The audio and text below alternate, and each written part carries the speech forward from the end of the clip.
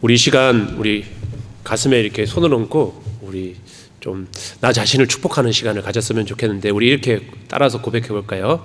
나는 하나님의 보배롭고 존귀한 사랑받는 자녀입니다. 네, 여러분 그렇습니까? 아멘. 우리 주변에 계신 분들에게 사랑합니다, 축복합니다 라고 다시 한번 축복하겠습니다. 사랑합니다. 네, 축복합니다. 네.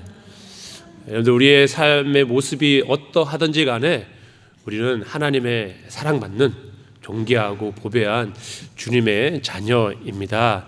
이 사실을 늘 기억하면서 어떤 상황 속에서도 믿음으로 승리할 수 있는 거룩한 주님의 백성 되기를 간절히 축복합니다. 아멘. 예. 오늘 권사님께서 기도를 너무 잘해 주셔가지고 제가 깜짝 놀랐어요. 제 이거 설교 원고가 누출이 된 것 같아요. 예, 이걸 보고 오신 것 같은, 예, 이 말씀을 안 전해도 될 만큼 너무 기도를 잘해 주셔가지고 너무 감사하고 은혜를 받았습니다. 요나서, 우리가 함께 읽은 요나서 2장은 깊은 절망의 장소에서 터져나온 기도의 내용을 담고 있습니다. 오늘 요나서 2장 자체, 이 기도가 이루어지는 장소 자체가 처음부터 끝까지 물고기 뱃속이었습니다. 우리는 흔히 요나의 이야기를 들을 때 물고기에 초점을 맞추곤 합니다. 어떻게 사람이 물고기 뱃속에 들어갈 수 있을까? 사흘 동안이나 살아남을 수 있을까라고 하는 과학적인 호기심을 갖기도 합니다. 이런 생각 해보시지 않으셨나요? 고래가 엄청 크죠. 고래가 크니까 빈 공간이 있으니까 그곳에서 사흘 정도는 살 수 있지 않을까. 어렸을 땐 그런 생각도 했어요. 예, 그런데 다큐멘터리를 보니까 안 되더라고요. 하나님의 기적이 아니고서는 도저히 과학적으로는 설명할 수 없는 일입니다. 그러나 오늘 성경이 우리에게 알려주시고자 하는 것은 이런 과학적인 이야기가 아닙니다. 생물학적인 기적도 아닙니다. 그것은 바로 인생 가장 깊은 밑바닥에 추락한 한 인간의 영혼에 관한 이야기를 우리에게 들려주고 있습니다. 지금 요나가 처한 상황을 생각해 보시기 바랍니다. 2절에 요나는 그곳을 수올의 뱃속이라고 합니다. 그런데 수올이 어디죠? 수올은 죽음의 세계, 무덤을 의미합니다. 그는 지금 죽음이 있는 무덤과 같은 그런 곳에 있습니다. 3절에 주의 파도와 큰 물결이 다 내 위에 덮쳤나이다 라고 고백을 합니다. 많은 물이 내 위 짓누르듯이 그는 억눌려 있고요. 5절에 물이 나를 영혼까지 둘러쌌사오며 깊음이 나를 에워싸고 바다풀이 내 머리를 감쌌나이다 라고 말합니다. 이것은 단순히 시각적인 묘사가 아닙니다. 숨을 쉴 수 없는 답답함, 한치 앞을 내다볼 수 없는 칠흑 같은 어두움, 온몸을 휘감고 있는 바다의 풀, 해초들이 막 몸을 감싸는 같은 그런 답답함, 그런 처절한 절망과 고립, 그리고 죽음의 공포가 그에게 지금 둘러싸고 있었다라고 하는 것이죠. 성도 여러분, 이처럼 우리의 삶에도 큰 물고기의 뱃속과 같은 순간이 찾아올 때가 있지 않으십니까? 열심히 살아보려고 했는데 사방이 꽉 막힌 것 같은, 그래서 숨조차 쉴 수 없는 경제적 위기를 만났을 때, 또 믿었던 사람에게 배신을 당해서 처절하게 혼자가 되었다고 느끼는 외로움, 그 자리에 섰을 때, 또 육신의 질병이 나를 찾아와서 내 힘으로는, 내 의지로는 아무것도 할 수 없는 그런 나약함을 깨달았을 때, 우리는 그럴 때 어떻게 합니까? 우리는 요나처럼 하나님, 여기가 바로 수올의 뱃속입니다 라고 부르짖을 수밖에 없습니다. 혹시 마음에 이러한 물고기 뱃속과 같은 답답한 마음과 고난을 안고 이 자리에 나오신 분들이 계시지는 않으십니까? 그렇다면 오늘 요나의 기도가 저와 여러분의 기도가 되기를 바랍니다. 그리하여 그 절망의 밑바닥이 변하여서 하나님의 기적을 경험하는 시작점이 되기를 주님의 이름으로 축복합니다. 그렇다면 요나는 이 절망의 자리를 물고기 뱃속에서 어떻게 반응했습니까? 그는 그곳에서 위대한 영적 전환점으로 삼았습니다.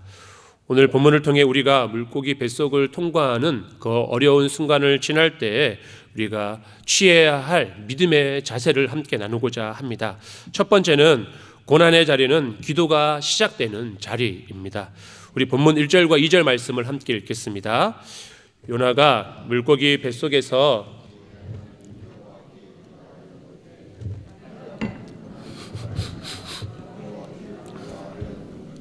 주님께 내게 대답하셨고 내가 수월의 뱃속에서 부르짖었더니 주께서 내 음성을 들으셨나이다. 아멘.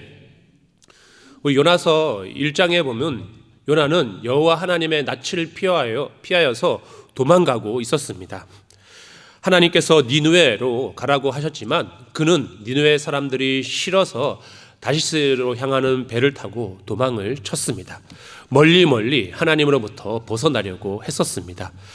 배 밑창에 들어가 깊이 잠을 자는데 그가 그 난리통에서도 잠을 자려고 했던 것은 여호와 하나님을 피하려고 하는 처절한 몸부림이었습니다.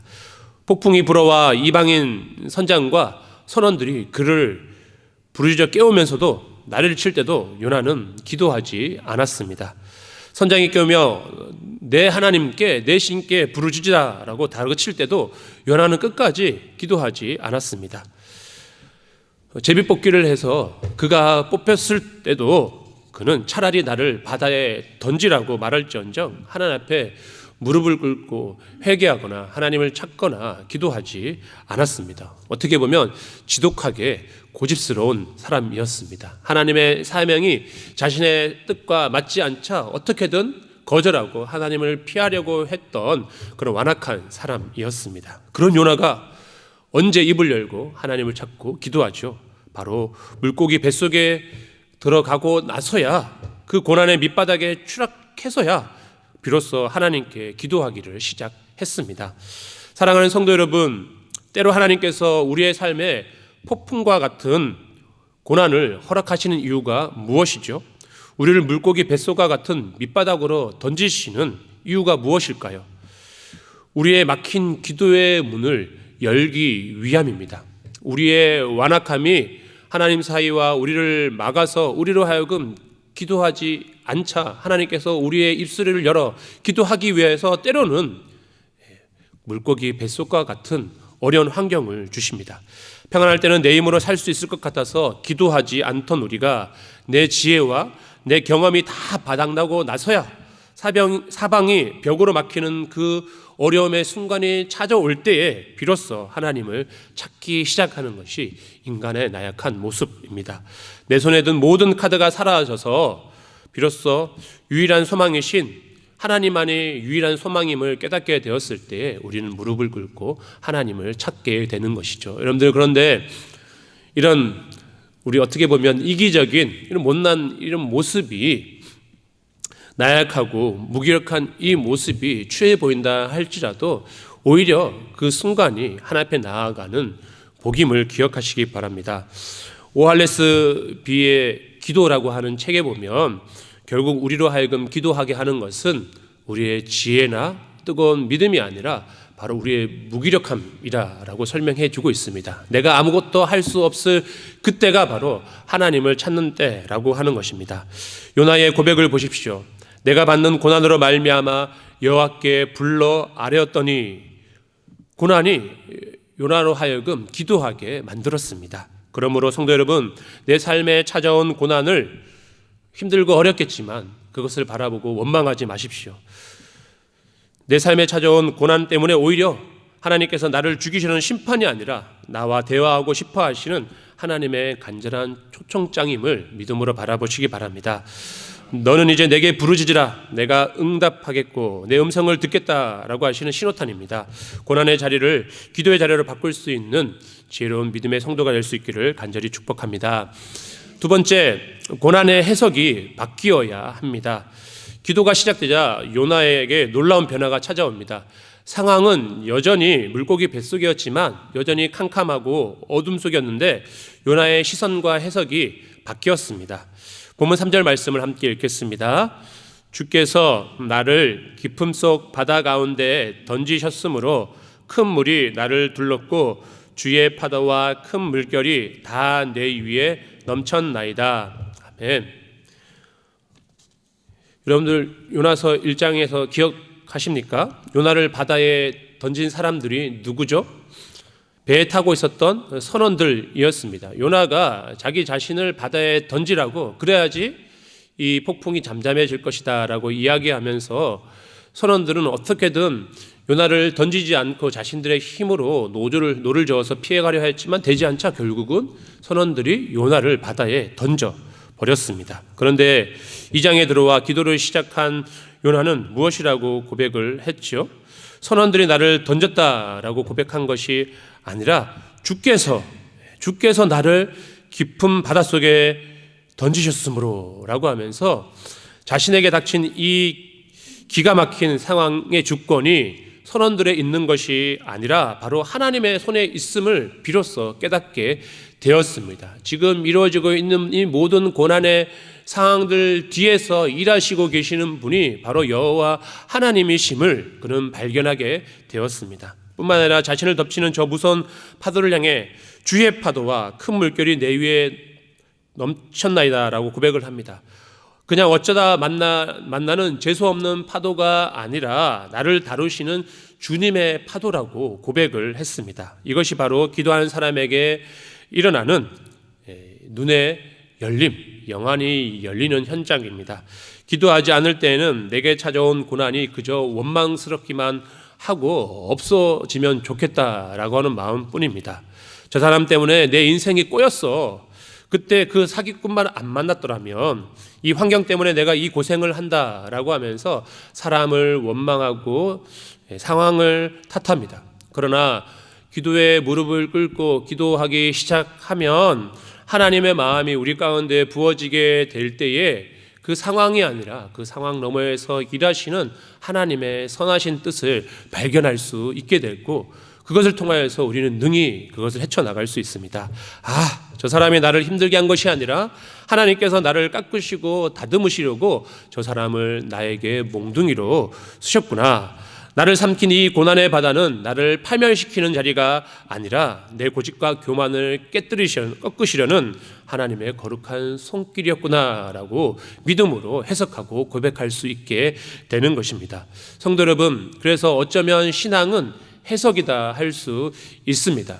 하나님의 말씀과 기도를 통하여서 내게 주어진 믿음의 필터를 이용해서 내게 나타나고 이루어지는 모든 상황을 믿음으로 해석하는, 그것이 바로 신앙이다 할 수 있을 것입니다.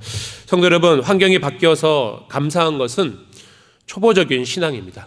진짜 위대한 신앙은 환경은 그대로인데 그 환경을 바라보는 해석이 바뀌는 것입니다. 내 삶을 뒤흔드는 파도가 사탄의 파도가 아니라 나를 빚으시는 주의 파도임을 믿으시기를 바랍니다. 그 파도 너머에서 계신 하나님의 주권을 신뢰할 때 우리는 비로소 절망을 이길 수 있는 힘을 얻게 될 것입니다. 그런 해석의 신앙을 소유할 수 있는 저와 여러분이 되기를 바랍니다. 마지막 세 번째, 다시 성전을 바라보며 감사를 선포해야 합니다. 요나는 자신이 하나님 앞에 쫓겨났던 것 같은 절망 속에서 결단을 합니다. 4절 말씀을 함께 읽겠습니다. 내가 말하기를 내가 주의 목전에서 쫓겨났을지라도 다시 주의 성전을 바라보겠다 하였나이다. 우리 7절 말씀도 함께 읽겠습니다. 내 영혼이 내 속에서 피곤할 때에 내가 여호와를 생각하였더니 내 기도가 주께 이르렀사오며 주의 성전에 미쳤나이다. 아멘. 여기서 말하는 주님의 성전은 단순히 예루살렘에 있는 건물을 의미하지 않습니다. 성전은 하나님의 임재가 있는 곳이요, 하나님의 약속이 있는 곳이며 죄인이 용서받는 은혜의 보좌를 의미합니다. 요나는 지금 철저히 실패한 죄인이었습니다. 하나님의 명령을 거역하고 도망치다가 지금 이렇게 물고기 뱃속에 들어간 꼴이 되었습니다. 자격이 없습니다. 면목이 없습니다. 내가 주의 목전에서 쫓겨났다라고 하는 고백처럼 스스로 생각하도 버림받아 마땅한 존재였습니다. 그러나 요나는 거기에 주저앉지 않았습니다. 자기 자신을 바라볼 때는 도저히 하나님 앞에 설 수 없는 죄인이지만, 그럴지라도 내가 비록 범죄하여 쫓겨났을지라도 나는 다시 은혜의 보좌를 바라보겠다라고 다짐하고 고백을 하는 것입니다. 나의 연약함을 바라보는 것이 아니라 넓고 깊으신 하나님의 사랑을 바라보면서 그곳을 향해 나아가겠다고 강구하는 것입니다. 나를 용서하시는 하나님의 약속을 붙잡겠습니다라고 고개를 들어 성전을 바라보았습니다. 그리고 9절에서 요나의 기도는 위대한 찬양과 감사의 고백으로 정점을 찍습니다. 우리 9절 말씀도 다시 한번 읽겠습니다. 나는 감사하는 목소리로 주께 제사를 드리며 나의 소원을 주께 갚겠나이다. 구원은 여호와께 속하였나이다 하니라. 아멘. 지금 요나가 있는 곳이 어디죠? 계속해서 말하지만 아직 물고기 뱃속입니다.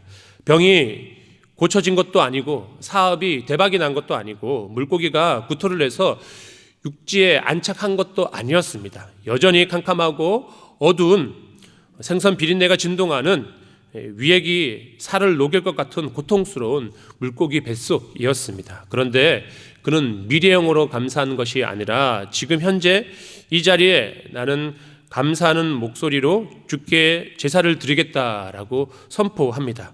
어떻게 이것이 가능한 것이죠? 이것은 환경이 우리를 구원하는 것이 아니라 오직 여호와 하나님께 구원이 있음을 믿음으로 선포한 것입니다. 9절에 구원은 여호와께 속하였다라고 선포하며 내게 아무런 일이 일어나지 않을지라도 하나님께서 하실 일들을 바라보며 지금 주어진 환경 속에서도 감사할 수 있었던 것이죠. 여러분들 우리가 몇 주 전까지 살펴보았던 빌립보서에서도 사도 바울이 감사하며 기뻐할 수 있었던 것은 그가 감옥에서 풀려나서 감사할 수 있었던 것이 아니라 여전히 하나님께서 그와 함께 하시고 하나님께서 능히 내가 감옥 중에서도 선한 일들을 이루어 가실 것을 신뢰했기 때문에 능히 감사할 수 있었다라고 하는 것입니다. 나 자신을 바라보는 것도 아니고 내게 주어진 환경을 바라보는 것이 아니라 늘 그 너머에서 일하시는 여호와 하나님을 바라볼 때에 어떤 상황 속에서도 감사할 수 있는 그런 믿음의 고백이 우리 가운데 흘러나올 줄로 믿습니다. 그 하나님을 바라볼 수 있는 믿음의 눈을 소유할 수 있는 저와 여러분이 되기를 간절히 소망합니다. 이것이 찬양 예배를 드리는 오늘 저와 여러분의 고백이 되어야 할 것입니다. 상황이 다 풀려서 찬양하는 것이 아니라 그렇게 찬양하는 것은 상황이 좋아지고 일이 잘 풀려서 기뻐하는 것은 세상 사람들도 다 할 수 있습니다. 그러나 그리스도인은 물고기 뱃속과 같은 그런 한가운데서도 여전히 사방에 막혀있는 답답한 속에서도 구원은 여호와께 속하였습니다. 주님이 결국 나를 살리실 줄 믿습니다 하고 감사의 찬송을 부르는 그 사람이 바로 그리스도인입니다. 이 믿음의 선포가 저와 여러분의 입술에 터져 나오기를 간절히 축복합니다. 말씀을 맺겠습니다. 요나가 물고기 뱃속에서 기도를 시작하고 고난의 해석을 바꾸고 하나님의 성전을 바라보며 감사하고 찬양의 고백을 마치자마자 어떤 일이 일어났습니까? 본문 10절 말씀을 함께 읽겠습니다. 여호와께서 그 물고기에게 말씀하시매 요나를 육지에 토하니라. 아멘. 할렐루야. 하나님께서 결국 요나의 기도를 들어 응답하시고 그를 구원의 자리로 사명의 자리가 있는 육지로 꺼내내셨습니다. 하나님의 말씀이 떨어지자 사흘 동안 요나를 꽉 움켜쥐고 절대 놓아주지 않을 것 같던 그 거대한 물고기가 요나를 토해내었습니다. 여기서 우리가 깨달아야 할 아주 중요한 영적인 진리가 있습니다. 요나를 가둔 물고기를 움직이시는 분이 누구십니까? 요나가 물고기 벽을 발로 차서 나온 것이 아니죠. 몸부림쳐서 탈출한 것이 아닙니다. 뱃속에서 위를 살살살 끓으면 어렸을 때 그렇게도 생각했어요.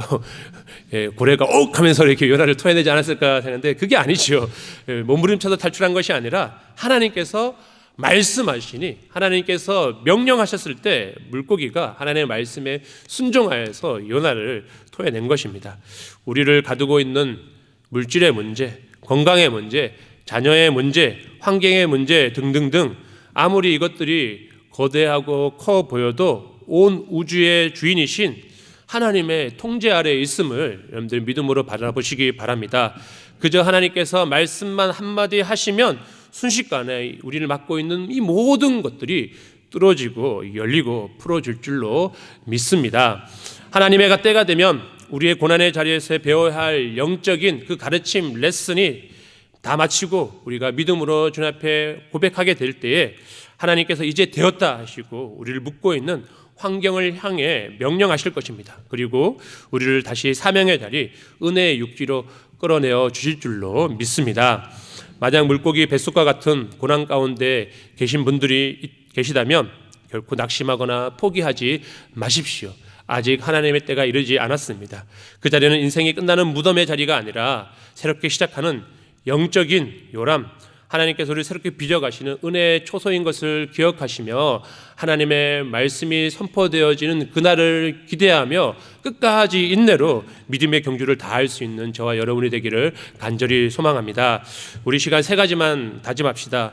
원망을 멈추고 기도를 시작합시다. 무릎을 꿇고 물고기 뱃속은 지성소가 됩니다. 기도의 자리를 끝까지 지켜나갑시다. 고난의 해석을 바꿉시다. 나를 삼킨 파도는 나를 죽이려는 파도가 아니라 나를 살리시고 훈련하시는 주님의 파도입니다.